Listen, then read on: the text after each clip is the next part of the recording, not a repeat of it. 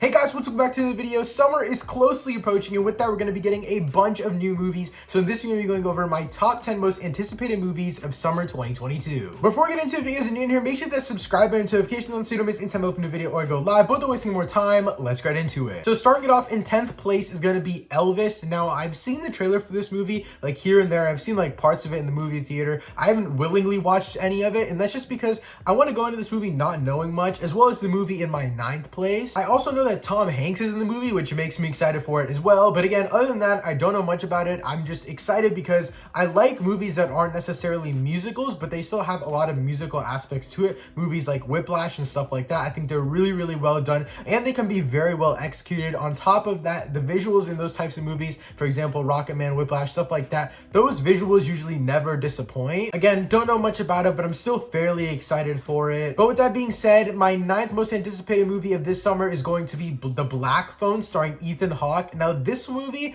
I saw the trailer one time in theaters a long time ago when it was initially supposed to release, in like February of this year, but it's been delayed over and over, and it finally comes out sometime in June, if I'm not mistaken. And again, I don't know much about this movie. I know that Ethan Hawke plays the villain. I think it's at 100% on Rotten Tomatoes right now with like 7 reviews, which is absolutely insane, and I'm so excited for it. I haven't watched the newest trailer just because one of my friends who's very excited for the movie said that the new trailer shows a lot of stuff, obviously to get people more hype, but it does show a lot of footage, so I'm gonna stay away from that one. With that being said, I still do think that this movie will be really cool. It's gonna be just a regular horror movie with a few twists and turns. So far from the one trailer that I watched, the visuals just look awesome, and it looks like it's gonna be a fairly basic story, but in my opinion, if a fairly basic story is executed to perfection, it can still be a really good movie. Moving on, in 8th place is going to be The Gray Man. This is a Netflix original directed by the Russo brothers, starring Ryan Gosling, Ana de Armas, and Chris Evans. I think Chris Evans is playing the villain, if I'm not mistaken, but I'm not 100% sure. Again, we don't know much about this movie. We got a few official images as well as a little bit of footage from like a Netflix sizzle reel a while ago, but other than that, we don't know much about this movie. I love Ryan Gosling, I love Ana de Armas, and I love Chris Evans. So with that being said, I'm very excited for this movie. My only issue with this movie is that yes, it is like a spy movie like the Russos have done before with The Winter Soldier, but the last movie that the Russos directed outside of the MCU, I was not a big fan of at all whatsoever, and that was Cherry, starring Tom Holland. The performances were awesome. Tom Holland was absolutely phenomenal in that movie, and I don't doubt that the performances will be great in this movie. I just doubt the Russos' writing skills and their directing skills outside of the MCU. But The Winter Soldier was a spy movie. This is a spy movie. It's not some deep, emotional, like kind of, I guess, addiction story that's like super hard to pull off a lot of times like Cherry was. So I have a little bit more faith in them this time, so I'm still pretty excited for it. Moving on, in 7th place is going to be Pixar's Lightyear. I don't have much to say about this movie just because it's just a Buzz Lightyear movie, but I don't know what it is. It's just the visuals that have really captivated me, and from the newest trailer, we do know that the story has a lot of like time jumping, and he kind of goes to going to a different planet, but he accidentally time jumps, goes through time, Interstellar type of stuff, to be honest. And so I'm very excited to see how this story plays out. And it's also been new information that like the movie is a movie that Andy watched in his universe. So this is a movie that we're watching that's inside of the Toy Story universe, which is so sick in my opinion. Like that is something so cool, and it would basically be like, it would technically be a prequel to the Toy Story series. I don't know if they're necessarily going to do this in the movie because I do feel like it would throw off the entire vibe of the movie at the very end, but I can see them doing this as a post-credit scene. But I would love to see at the end of the movie, maybe when Buzz finishes the mission, defeats Zorg or whatever, the camera pans out and you just see a bunch of clapping, and then you cut to like the store that was in Toy Story 2, and then you see Andy going to pick up his Buzz Lightyear toy, and then he sets it down next to Woody, and that's when the movie cuts away. I don't know, I think that would be such a sick little thing, just connecting the movie and everything like that, but I do think that's pretty far-fetched. I don't necessarily think that'll happen, but it would just be something cool in the movie. But next up, in 6th place is going to be Top Gun Maverick. Now,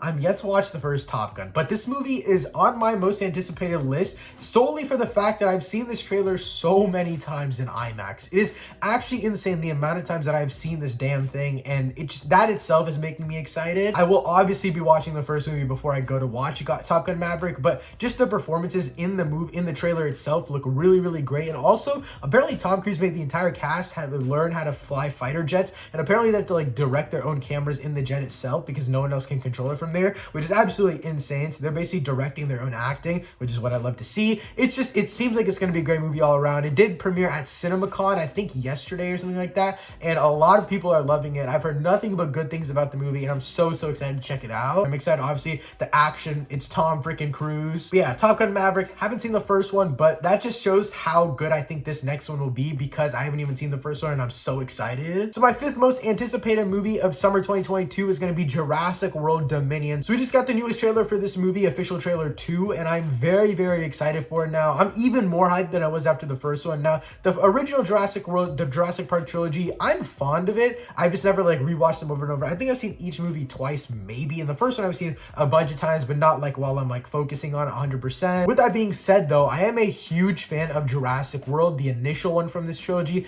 Jurassic World Fallen Kingdom, it is a very mediocre movie, but my favorite part about these movies, the newer 3, is how each movie impacts the next. Jurassic World, obviously, it unleashed the dinosaurs in general, all that kind of stuff. It explored the world, explored this brand new world to us. And then the second one took it a step further and it actually let the dinosaurs out. Obviously, it's Fallen Kingdom. I think the humans are the kingdom that fell, of course, and the dinosaurs are taking it over. And in this movie, we see the repercussions of all of that, and I'm so excited. Even in the newest trailer, we saw this one clip where Chris Pratt's character is riding away on a motorcycle and the dinosaur just eats a dude that's on a scooter. That's something we've never seen in the movies before, in any of them, where they're basically terrorizing the actual civilians, and that's what I'm very excited for. And that's the thing that I'm honestly most anticipated for in the movie itself, is seeing these dinosaurs interact with the real world and real people and causing this collateral damage, because I feel like that would add a lot more impact to the characters. It would make the dinosaurs feel like they're more of a threat than they were, for example, in Fallen Kingdom, where everything in the final battle was just in that mansion and nothing really felt that big or that impactful, in my opinion. I think this third one will really hit on that. I haven't talked about the characters returning from the original trilogy, but I think they'll be a great addition. Again, I'm not too fond of the original trilogy. Like, I don't rewatch those movies all the time. They're not on my top trilogy list or anything like that. I think they're really cool movies. I don't know.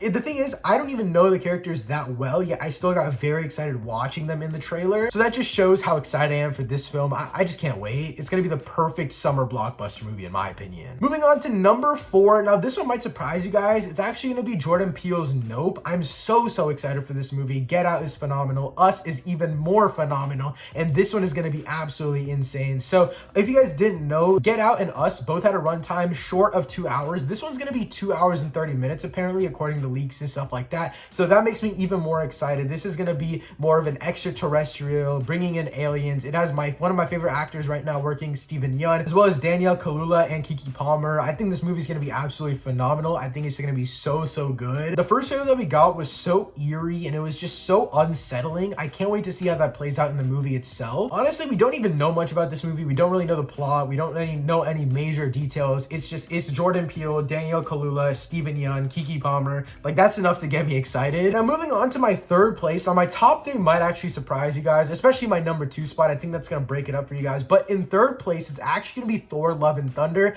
I don't know how I'm gonna explain this not being at my number 2 spot, just because obviously I'm a huge Marvel fan, but this 2nd place movie is just, I've been so excited for it for so long, and it just has so much potential to be like an all-time classic. But going back to Thor: Love and Thunder, it's a Marvel movie, it's Thor, and I love Thor in the MCU. I'm very disappointed with how they treated him in Endgame though. I don't mind him getting fat and then him kind of becoming more confident in himself, getting the hammer, all that kind of stuff. I love that aspect of it, but I will say I just feel like his character was kind of thrown in the dirt. I also have a huge theory that Thor: Love and Thunder will be Chris Hemsworth's last movie in the MCU for a long time, and I could see him returning sometime in the future, but I don't want to get too deep into that theory. I specifically want to talk about the movie in general. Gore the God Butcher, Christian Bale. Christian Bale's finally coming in the MCU. That's going to be so insane. Christian Bale is literally one of my top 3 favorite actors of all time. Cannot wait to see him in this movie. Jane Foster, Natalie Portman is going to be Mighty Thor. That is going to be insanity. The Guardians of the Galaxy are going to be in this movie. The score sounds phenomenal from what we've heard in the trailers. The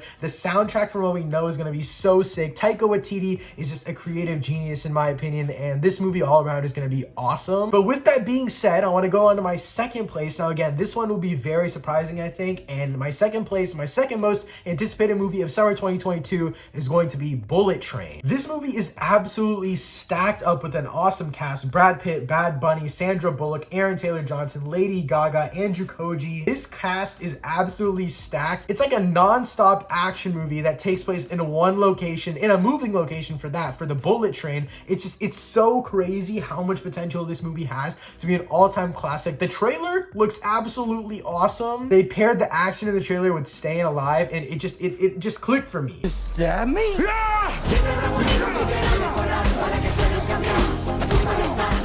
I've been looking forward to this movie for the longest time. Brad Pitt actually did most of his stunts for this movie. Aaron Taylor Johnson looks absolutely awesome of fighting Brad Pitt, as well as Bad Bunny fighting Brad Pitt. I think everyone's trying to fight over this safe, and so I don't know, just it's a very simple story. But like I said earlier in this video, the most simple stories done perfectly can lead to an all-time classic movie. But also it's way easier to critique those types of movies because they had such a small thing to achieve in order for it to even be decent. But again, when these basic movies go above and beyond, they become phenomenal. But with that being said, my number one most anticipated summer movie of 2022 is going to be Doctor Strange in the Multiverse of Madness. This one actually releases like within a week of when I'm recording this video. So I was debating even putting it on this list because it releases so close, but it's so high on my anticipated list. It's one of my most anticipated movies of all time. I don't think any movie will ever be on the same level of hype that I had for the Batman, but I will say this movie's up there with movies I had hype with, like Spider-Man No Way Home, Dune. This movie is going to be absolutely insane, and literally just